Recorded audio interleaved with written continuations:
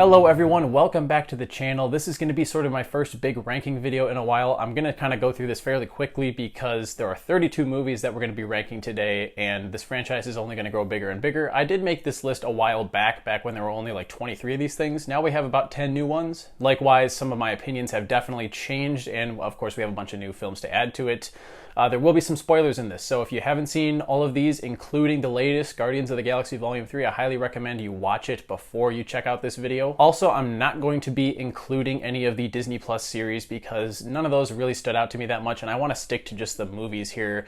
WandaVision and Hawkeye were okay. I thought both of those were solid, but nonetheless, I'm not going to include any of that. This is just going to be the 32 feature films. Easily in last place for me at number 32 is Thor: Love and Thunder. Taika Waititi clearly missed the point as to why people love Thor Ragnarok so much. More on that film later, but this is just a big mess, a conveyor belt of terrible jokes over and over again, whether that's Thor having a love triangle with his hammer and his axe, or just 100 different jokes about orgies, because apparently that's where Taika Waititi's sort of humorous edge sort of ends. I don't know, this film just didn't work for me at all. It's a lot of cool visual noise. I really like Gore the God Butcher, but he's not in it enough. Lady Thor, that entire storyline feels a bit butchered. It had potential to be good, but this movie just felt lifeless to me. Number 31, this is probably going to be the first of many hot takes in this video. Iron Man 2. I'm not a fan of this sequel. Jon Favreau has gone on the record in saying that this was very rushed into production, so he didn't have a lot of time to perfect the story, and it feels very bloated. Likewise, Robert Downey Jr. is still great as the character, but there's not much else that works in here. We get the introduction of Black Widow, which is really cool. Some of the action sequences are all right, but I find the third act to be very bland. Whiplash and Justin Hammer, neither of which are memorable villains. They wasted two really good actors in those roles. It's a sequel that I think makes the main hero less likable than he was in the first film, and overall just doesn't do anything to stand out to take the character to a new direction, and it just kind of fails to keep me entertained. I've never had the urge to revisit this one. Number 30 is Thor: The Dark World. This is the one that people tend to put in dead last place, and yes, this is a complete misuse of the Thor character, but for completely different reasons from Love and Thunder. This one is just boring, it's dull. I think it goes too far in the serious sort of mythological mythos of Asgard and trying to be too Lord of the Rings-esque, so to speak. Alan Taylor does a good job with the visuals and the cinematography, but I just don't care for the story here. A lot of it is so predictable, and it doesn't have the emotional weight that it should. When Thor's mom dies, it just doesn't have the gravity and the weight that it should have. And again, we have one of the worst villains in the franchise in the form of Malekith. There is that secondary villain who I actually think is even better than Malekith. I don't even remember his name. I don't think he even has a single line of dialogue. So again, some visual cool stuff here, some good action, but what they did with Jane and the Thor character just isn't very interesting to me. Number 29 is Ant-Man and the Wasp: Quantumania. This was a huge disappointment for me. It started out okay as just sort of this exploration of the quantum realm and all of the bizarre beings that exist within the quantum realm. But again, the green screen's terrible. There's next to no character development in this movie. They give sort of the relationship between Scott and Cassie Lang a little bit to work with, but it feels incomplete. It feels like a lot of it was removed and left on the chopping room floor. When it eventually tries to go big with the whole Kang stuff, I feel like it just doesn't feel right in an Ant-Man movie. And ultimately, what they do in the end here with Kang losing to Ant-Man, I don't feel like he's the next Avengers level threat because they didn't make him feel that way. Again, Jonathan Majors does a good job with the character with what he was given. Didn't find the character to be interesting at all or intimidating, especially if one of the smallest Avengers can beat him on his own. And there are other things in this film that are just laughably bad, like MODOK. I don't know if they did it on purpose or not, and I was okay with it when they were just treating him as a joke, and then they tried to give him an actual character arc, and I'm like, no, just please make this stop. I'm such a dick. It's never too late to stop being a dick. Number 28 is Ant-Man and the Wasp, the first one. Now, to give this one due credit, it does at least make use of Ant-Man's powers more so, because Quantumania existed in the quantum realm, so you couldn't really take everyday objects and shrink them and make them large. That was sort of the fun of the Ant-Man formula for me. But this movie is too lightweight for my taste. It feels completely inconsequential, lame villains. Ghost was sort of cool, but she's more of an anti-hero. She's not really an antagonist in and of herself. There's nothing aggressively terrible about this movie like with Quantumania, but I don't think there's anything very good either, so it just kind of comes off as this really mediocre studio-developed product overall. Number 27 is Captain Marvel. Now, this movie definitely has some strengths, those being the 90s setting. The DH Nick Fury is awesome. But unfortunately, I had a difficult time connecting to the lead character in this movie. I think Brie Larson is a fine actress. She has put in some great work before, but they didn't give much emotional depth to this character, and it feels like it's supposed to be in there, but me as an audience member, I didn't feel it. Like, from my point of view, we got to know Steve Rogers before he became Captain America. That's why we love him so much. I don't feel that we got to learn who Carol Danvers is before she became Captain Marvel. Not truly. I do like that we get to learn more about the Kree and the Skrulls and the sort of conflict involving them, but the movie as a whole is very mediocre. The action sequences really suck. In particular, the third act, you just feel no threat to the main character at all. She just blows through everyone like a hot knife through butter, and if I'm not feeling any stakes and I don't feel any emotional growth for the character, then why am I supposed to be invested in this story in the first place? Number 26 is Iron Man 3. This one, actually, I enjoyed it the first time I watched it, and now it has just gone further and further down my list as I rewatch it. I do like the third act. It's probably the biggest, most bombastic action sequence in the Iron Man trilogy. I do like Tony Stark. Of course, Robert Downey Jr. always delivers. And some people really like that he's without his suit for most of this movie. I'm not a huge fan of it. I'm not a huge fan of the political element either when they try to bring the president into the mix. That just gets a little silly and hokey for my taste. If you want to know about a good MCU movie that makes good use of sort of the political thriller aspect, Winter Soldier, which we'll talk about later, does it much better, I think. The Mandarin twist isn't that terrible. I think it could be forgivable if the actual villain was a lot better. But Killian is just another lame Syndrome knockoff from The Incredibles, and he just kind of annoys me when I rewatch this. Number 25 is Black Widow. I think we're moving to the point now where this movie and everything beyond is at least decent. And I think objectively speaking, Black Widow is a bad film, but it's really entertaining. It's a fun family popcorn flick, and for that reason, I'm willing to give it a free pass. It just has a lot of logistical issues. Like, for instance, the scene where they break the Red Guardian out from his prison, they clearly kill a bunch of innocent people there, at the very least put them at serious risk because of the avalanche that they cause. It's just weird things like that. I think they totally butchered the story of the Red Room, being that it's just, they're under mind control. They're not actually being psychologically conditioned. These widows are just under mind control, and there's a MacGuffin device that can automatically free them from that mind control. I don't know, I just feel that cheapens Black Widow's character arc after all of the buildup that we got for her backstory. The cast definitely carries the hell out of it. Florence Pugh and David Harbour are both hilarious, even though this story shouldn't be really funny because it starts out in such a dark place. It's sort of a weird tonal conflict, but I don't mind it that much as long as it's entertaining, which it is. Taskmaster has a really cool moveset as a villain. I think they totally butchered her backstory by making her just another mindless robot who's under mind control. There could have been a really interesting dynamic between Natasha and her because she tried to kill her as a child, but they didn't go that route. So, oh well. This is a fine film. It's very average. Number 24 is The Incredible Hulk. I always thought this one was a little bit underrated. Again, it's a very average film. It's very neck and neck with Black Widow, but I don't think it's bad. Edward Norton does a surprisingly good job as Bruce Banner. I like that they make the Hulk intimidating and genuinely frightening in this movie because the character should be scary. I really like Tim Roth and William Hurt in this movie as well. R.I.P. to William Hurt. The cast just does a great job in this, and I think the action is pretty solid. Some of the CGI doesn't hold up super well for 2008, but it's fine. You know, it's the black sheep of the MCU because it's the least connected to it, but I don't mind that at all. It's not a film that I'd ever really revisit, but I think it's decent enough. Number 23 is Thor, another solid MCU movie in Phase 1 that I don't think is great, but it is entertaining to watch. I like Chris Hemsworth as the character. Don't care for the bleached eyebrows, though. Whoever decided to do that really was off, but I like the hero's journey in this one. I like that he's this really arrogant guy who wants to start conflict as soon as he can, so he's stripped of all of his powers, thrown down to Earth, and sort of has this fish out of water scenario where he has to get used to human culture.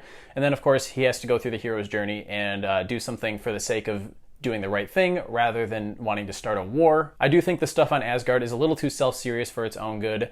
And you could also say that the stuff on Earth feels a little too silly at times. I'm not a huge fan of Jane Foster and this other group of characters that Thor meets when he's on Earth. I think they could have given that element to the film a bit more energy. But this introduces us to Thor and Loki and Odin, and the relationships there become some of my favorite in the MCU moving forward, even if in Love and Thunder, Thor completely abandons some of the messages and lessons that he learned in this film. Oh well, I still enjoy this one, even looking back on it today. Number 22 is Eternals. This is definitely one of our more controversial picks. I think this is a lot of people's least favorite, or at least in the bottom 5. And I actually really respect Eternals for trying to go for a more mature subject matter than most of the other Marvel films.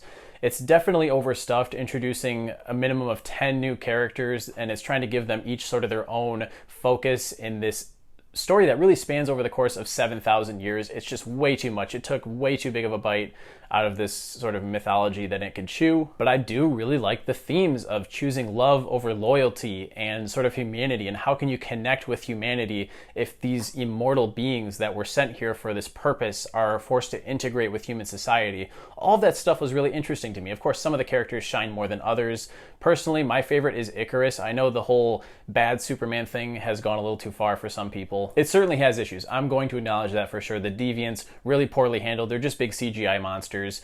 And the film doesn't really have a dead set villain per se. The sort of Deviant that they give more sentient powers later on in the film does absolutely nothing. But the visuals are breathtaking. It's a long film. I think it's a little too long, but it does introduce me to characters that I'm interested in, and I thought that this mature storyline was something that the Marvel Universe could use right now. Number 21 is Ant-Man, another one that people would probably have higher up on their list. For me, Paul Rudd sort of carries this one. He's such a charismatic, funny actor. I don't think anybody else could play this character the same way he does. And this movie introduces a really unique power set in the fact that he can change size, which is pretty awesome. I mean, there's a literal fight scene on a miniature train set in this film. That's probably one of the coolest scenes in the film. But I don't know, there are things in this film that I find to be extremely overrated. Michael Pena's character, everyone seems to love him so much. To me, he's just kind of that annoying guy that talks really fast, and that's the whole gimmick with his character, is he talks really fast, and it's supposed to be funny as he's recapping these things. A lot of the humor in this one just doesn't work super well for me. It also kind of feels like a reskin of the first Iron Man film, with Corey Stoll's villain being almost identical to Obadiah Stane in the first Iron Man. But again, it's a fun movie overall. It has some nice action sequences, and for the most part, I enjoy the characters. Number 20 is Black Panther: Wakanda Forever. To be fair, this one had the toughest job of any film in this franchise, going off of the heels of the passing of Chadwick Boseman. And when it's going for that mournful tone that's sort of just honoring his legacy and what he added to this franchise, I think it's exceptional. The problem is, this thing is 2 hours and 40 minutes long, and there's a lot of that I feel doesn't really work, as it's trying to sort of push the story of the Black Panther forward by giving it to Shuri, giving her the mantle. A lot of the stuff with Namor I just didn't really care for. I think he has potential as a villain, but his motives were confusing and convoluted, don't really work in the long run. Also, Ironheart feels completely unnecessary in this movie. It just feels like they wanted to continue the Iron Man suit in some form, so they're like, let's just bring in a new character who is, again, another... I'm so tired of the trope in these films where these teenage geniuses are like working in this tiny little garage and building like the most insane tech imaginable. It's just really unrealistic, and it's this kind of a silly trope that they keep perpetuating. Regardless, I don't know, there's just a lot of fluff in this movie that I don't think needs to be there, but it's still solid, and I like that it has a more serious tone than a lot of the other films on this list. Number 19 is Avengers: Age of Ultron. I think this is another overstuffed sequel, much like Iron Man 2, but this one gets a lot right. It's definitely repetitive. It tries to top visuals and action sequences that came before, and it kind of fails to do that, but it's still entertaining. I still really like seeing all these characters together, teaming up. There's a lot of highlight moments like Cap moving Mjolnir just a tiny bit, and of course Vision handing it to Thor later on in the film. I like Ultron as a villain. I wish we got a little bit more of him, but again, James Spader does a great job with the voice work. I like the character for the most part. This movie is a little bit overlong, like some of the other ones lower on the list, and overall I'm shocked still by how bad Quicksilver is in this movie. I mean, I know it had a lot to live up to with what they've done with that character in the X-Men series, but I expected better. Regardless, the movie's fun, it's enjoyable, it's an Avengers film, so for the most part I enjoy it. Number 18 is Captain America: The First Avenger. I don't know where people tend to place this one, but I like it for the most part. I like it for the character of Steve Rogers, the evolution that we see of him going from this scrawny kid who wants to do good for his country, and he's not trying to gain superpowers, which is what makes him such an endearing character. His relationship with Peggy and Bucky are both so well realized, and of course there's that tragic ending when he goes down in the ice. That actual conclusion is definitely better than 95% of the rest of this movie. The World War II setting's alright, but I find Red Skull to be a pretty lame villain, and a lot of the action is just sort of a montage of the war, which is kind of the part where it's like, why would you skip that? That's kind of what a lot of people are going to want to see. Oh well, it's still a tragic, potent film that introduces this likable character in a strong way. Chris Evans delivers the goods. I enjoy it for the most part. It's a solid entry. Number 17 is Doctor Strange in the Multiverse of Madness. I know a lot of people don't like this one because they feel it's a Wanda movie first and a Doctor Strange movie second, and it sort of is, but I don't mind that about it at all. It's very messy and cheesy, especially in the dialogue department, but it's in that fun Sam Raimi way. It's like as soon as you know you're watching a Sam Raimi movie, it makes me enjoy it so much more, especially when you get into the visual gimmicks. He does a lot of interesting horror stuff here that sort of harkens back to his Evil Dead days. I really like that, and I kind of wish they went a little farther with it. I kind of wish they didn't turn the Illuminati into a bunch of arrogant morons who just get massacred instantly. Like, they could have put up a little bit more of a fight so that we could have, enjoyed these iconic characters for being a little more than just a bunch of douchebags who clearly underestimate Wanda. And again, the movie's far from perfect, but I love the climax where Doctor Strange sort of dreamwalks into a dead body. Certainly one of the highlights of the Doctor Strange featured movies. And America Chavez, a character who I kind of expected to hate, I didn't mind her that much. Maybe that's just me. Number 16 is Guardians of the Galaxy Volume 3. I just posted my full-length spoiler-free review for this, so if you want to see my full thoughts, go check that out. But for the most part, I enjoyed this movie. Definitely the weakest of the Guardians films. I just think it's a little overstuffed and sort of lacks focus on certain characters. I didn't think the humor was as great as it could have been either, and the villains were a bit lacking. But where this movie really shines is A, in its final moments where it sort of gives us the send-off for these characters that we've grown to love so much over the years, and 2, in Rocket's backstory, which I think was just so tragic, so well done. Maybe a little bit emotionally manipulative, but it was effective nonetheless. You can see James Gunn's love for these characters translate on screen to some of the action sequences and just the relationships that we get between them. Even if it was imperfect, I still enjoy the film a lot. Number 15 is Spider-Man Far From Home. I really like Jake Gyllenhaal as the villain in this one. The drones add a cool sort of unique element to it, and this is a nice Spider-Man film that sort of bridges the gap between Homecoming and No Way Home in sort of maturing Spider-Man, but also keeping him in that high school state where he's trying to balance being a superhero and being a student at the same time. Nice to see Nick Fury in there for a few minutes. This one definitely has a little bit too heavy-handed humor, to the point where it kind of diminishes the dramatic moments. And there are some huge leaps in logic in this, especially the entire scene where Peter accidentally sets a drone about to destroy the school bus, and we're supposed to believe that Tony Stark entrusted a high school kid with all this dangerous tech. I just don't really buy into that. But a lot of these things are nitpicks. I enjoy it. It's a fun Spider-Man movie. Number 14 is Black Panther. I think we get one of the greatest villains in the MCU here in the form of Killmonger. Again, he's one of those villains that you can sympathize with. You understand the things that he wants to do are horrible and unjustified, but you understand where he's coming from, and he sort of points out flaws in our hero, which is one of the great things in these comic book movies that you can have. The unique cultural aspects of this movie are great. The soundtrack is phenomenal. Of course, Chadwick Boseman is incredible as this character, but I do have issues particularly with the action sequences. The CGI is shockingly bad in a couple scenes where you can just tell these actors are not even wearing suits. It's just full CGI bodies kind of falling through the air, punching each other. It's a little bit of a letdown. Also, vibranium is used as a plot convenience for just about anything that they can't explain otherwise. That kind of annoys me. But this is a really strong entry for the most part that brought a lot of new elements to the MCU, and I do think it's a little overhyped, but still great. Number 13, Spider-Man Homecoming. I think this is a great thing by sort of skipping over Peter's origin story since we've seen it so many times now. It gets right to the chase. Again, much like Far From Home, I think it balances the high school elements with the superhero elements very well. Maybe a little too much Iron Man in there. We didn't need the sort of mentorship element that much. But I like that it's lower stakes. He's just the friendly neighborhood Spider-Man looking out for the little guy. And Vulture is a great villain, especially when you get to that scene where he's going to go to the homecoming dance and finds out that his date's father is the enemy. The entire drive to the homecoming dance is definitely one of my favorite scenes in the MCU, so it holds up incredibly well. I think this is still the second best of the Spider-Man trilogy in this franchise. Number 12 is Doctor Strange. I think this one is highly underrated. I just love a good story about an arrogant jerk who has to humble himself and become a hero when tragedy strikes. And in this case, we have Doctor Strange getting into a car accident. He's this super renowned neurosurgeon, and now he's unable to do what he loves the most. And when Western medicine fails him, of course, he has to turn to magic. And this could have been such a mess introducing magic into the MCU because, you know, it's just a little silly and outlandish and out there. But I think they execute it really well in this film. It definitely gets a little bit formulaic as he's learning to use his powers, because there's always a sequence like that in these origin stories.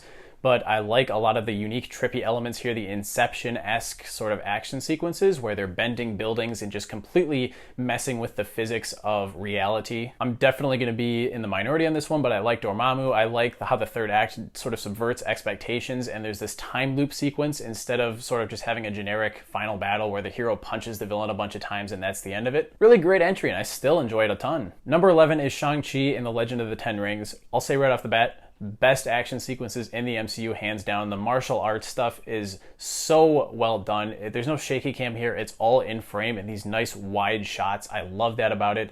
Definitely has one of the best villains of the MCU as well. And it introduces us to another bizarre sort of corner of the mythology of this series. We get a really complex protagonist with a kind of dark backstory, and I really like that as well. There are some flaws here though. Awkwafina kind of annoys me as the comic relief character, and at the end they give her this really big heroic moment where she's able to sort of assist in defeating the big final boss, and it just felt unearned to me, especially when there's all these experienced warriors around her, and she's been training for like, what, a half hour, and all of a sudden she can do this stuff just perfectly. It does sort of become a big CGI barrage, as a lot of these movies do in the end. I think they could have toned down on that stuff with the dragons a little bit. But for Phase 4, this is a great film. It has a lot of emotion and a lot of entertainment value to it. Kicking off the top 10 is Guardians of the Galaxy Volume 2. This one has only grown on me over the years. Just nobody takes these quirky, oddball characters like James Gunn can and turns them into this just really likable group of characters who have complex relationships, complex histories that we sort of learn throughout the film. In this case, this is all about Peter Quill's father. There is a lot of humor jam-packed into this one, but it's really funny. I genuinely still laugh at a lot of the jokes in this one. Everything regarding the relationship between Yondu and Rocket works so well for me, especially when you see the connection that it forms in the third act with Yondu's sacrifice. So many great emotions in this one. I really love this film. I do think it slows down too much in the middle. The middle act drags it back a little bit, but it's still a really good time. Number 9, Spider-Man No Way Home. Right off the bat, I want to get my flaws out of the way. I think the first act of this movie sucks. It is just silly. It's ridiculous. You got Spider-Man and Doctor Strange getting together to do this spell of sorts that they clearly shouldn't be messing around with, and of course, that sort of jumpstarts the entire plot. I just wish that they could have found a less contrived way to create conflict in this movie. But yeah, this movie has a shit ton of fan service. I think it's fan service done right, because not only do we get a lot of characters from other Spider-Man movies, and we sort of get them all together, and they have a lot to offer Tom Holland's Peter Parker, but he also has a lot to offer them. I think both sort of help complete each other's character arcs. Tobey Maguire and Andrew Garfield are great additions to this movie, and they could have easily come off as just cheap nostalgia gimmicks, but they don't. They add a lot to the story, and this is a dark movie in terms of where it ends too. It really sort of completes that maturing character arc for Peter Parker, and I love that about it. Definitely one of the best, if not the best, of Phase 4. Number 8 is Iron Man, the movie that started it all. This one, of course, is not being held under the weight of the MCU, so it's still one of the best. Of course, Robert Downey Jr. rising out of the ashes to play this character, perfect, and I love his hero's journey in this. Similar to Doctor Strange, he starts out as this arrogant billionaire industrialist, and he goes through hell, winds up coming out the other side, a more humbled hero. Of course, he still has that snarky tone to him that everybody loves so much. Jeff Bridges as the villain might be a little bit generic, but again, I just love the story here. The character work is great. It's more character focused than it is focused on the action sequences, which is very important, and I think it's what grounds this film so much and makes it one of the best in the series. Number 7 is The Avengers. It's the first big team-up movie. It's kind of the one that kick-started the whole universe in terms of it being a shared universe and not just being, these individual origin stories. And yeah, the final big action sequence at the end is certainly the highlight. But we also have a lot of moments in the other parts of the film that are just these really great interactions between these characters and their sort of conflicting ideologies on how they want to handle this situation. I think Loki in this movie is still one of the best sort of villain arcs that we get from a character in the MCU. In terms of flaws, I definitely wish we got a little bit more of Black Widow and Hawkeye. They're definitely sidelined in here to the point that they barely even feel like they're a part of the main team. But just, you can't really hate on this movie. It's so well executed, and it just gives you chills every time you watch that first scene where they're all huddled together preparing to fight the Chitauri army. Number 6 is Captain America, the Winter Soldier. It's a great paranoia thriller. It's to the point where you don't know who you can trust, and it's sort of watching Cap go through this and only really being able to trust Natasha makes this a great film for the two of them to bond. Of course, we have the Winter Soldier introduced as one of the most badass villains, even though he's sort of under mind control, so it's not really Bucky doing these things. We've got a great introduction for Falcon. I still think this is the best the Falcon has ever been. I love him as this character who just happens to meet Steve Rogers as they're jogging, and then he sort of looks to him for help when he can't turn anywhere else. And the emotions in the third act of this movie are so strong. The relationship between Bucky Bucky and Steve and him sort of trying to get into Bucky's head and bring back the friend that he once knew. It's definitely one of the most fast-paced, most rewatchable, and it has some of the best action sequences in terms of hand-to-hand combat in the MCU. Number 5 is Thor Ragnarok. Oh man, I really don't know what happened with Love and Thunder, because Taika Waititi rebooted the Thor franchise here, and he did such a great job of blending the heart and humor. Thankfully, it's not just humor like Love and Thunder. This movie has a ton of heart to it, a ton of energy, and it's just a wacky cosmic space adventure, sort of like the Guardians of the Galaxy, but it also sort of uniquely adds its own flavor. Hela is one of the most intimidating characters. I love the way Cate Blanchett plays that character. I know some people haven't grown on the stuff on Sakaar as much as others. I personally really like it. It all adds to Thor's development in this movie of sort of not being able to use his hammer and learning that he's not the god of hammers, he's the god of thunder. I think that's a great arc for him to have in this film, and it's just, this movie is full of energy and color, and it's definitely one of the most rewatchable. I have watched this so many times and I still laugh at it. I still really enjoy the big, emotionally powerful action sequences that we get. Number 4 is Guardians of the Galaxy. This one I think people had such low expectations for, and then it just blew those out of the water by taking these oddball characters who are sort of criminals, they're not exactly great people, and turning them into these Guardians of the Galaxy. It's a space opera, sort of like Star Wars, but again, it has its own unique flavor inside of that genre. The cast does a fantastic job, and I mean, this movie made me tear up for a talking tree that says 3 words exclusively. That is just a miracle. I think Ronan is a really underrated villain. He's not the most complex or sympathetic, but he's really intimidating. Like, when this dude is on screen, he's scary. You genuinely fear for the characters. I love every single one of these characters and the way that they're handled and the way that they're given an arc of sort of becoming these Guardians of the Galaxy. This was actually one of the first movies in the MCU that I ever watched, and I remember seeing it the first time and just falling in love with it and being like, I want to see more of this. I want to see more of this franchise and these characters specifically. Number 3 is Captain America Civil War. I still really want to put this one even higher up, but these top 3 are all really close in quality. This one for me is just filled with epic moment after epic moment. I love the Sokovia Accords and the sort of divide that it causes in the Avengers. It's easily one of the most serious films in the MCU, and it presents genuine, believable conflict within these characters, because a lot of movies tend to shy away from the damage that superheroes leave in their wake, and this movie dives into that head on. I mean, we see what happens in the wake of in these big boss fights that these heroes get themselves into, and it's really sad at times. I think Zemo is a super underrated villain. I mean, he tears the Avengers apart without blowing a single punch. I really think that's interesting. Of course, his plan does feel a little bit contrived at times, but you could really say that about the Joker and the Dark Knight too. I think both have sort of a similar ideal where they do so much without actually throwing a single punch. This movie also introduces both Spider-Man and Black Panther flawlessly. I love both characters in the film.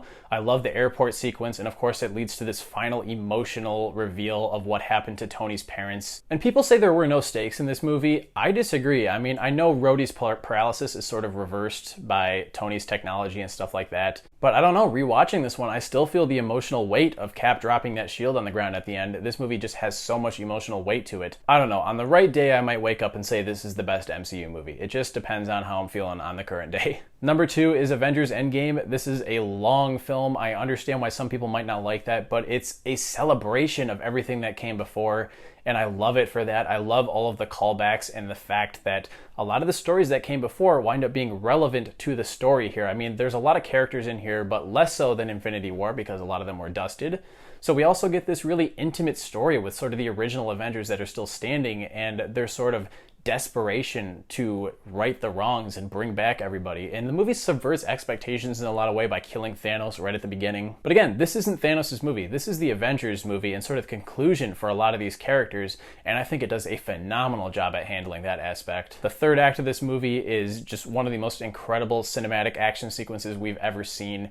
It's so epic, it's so emotional. The loss of Tony Stark is just super palpable. I love this movie so much. If I had a complaint, it would probably be that it's just maybe a little too long, like 10-15 minutes too long. There's a little bit that they could probably cut out, but for the most part, it gracefully handles the exit of Tony Stark and Steve Rogers, while also being this big action-packed climax to this 23 film journey. I think it was 23 films before this one came out. But number 1 is Infinity War. It's a film about trying to stop the inevitable. Every single hero that we've seen just coming together to try to stop this destructive force that is Thanos. I think Josh Brolin is so good as this character, and he's so scary in this movie. Again, this is one of those films where you feel the danger to our characters anytime he's on screen.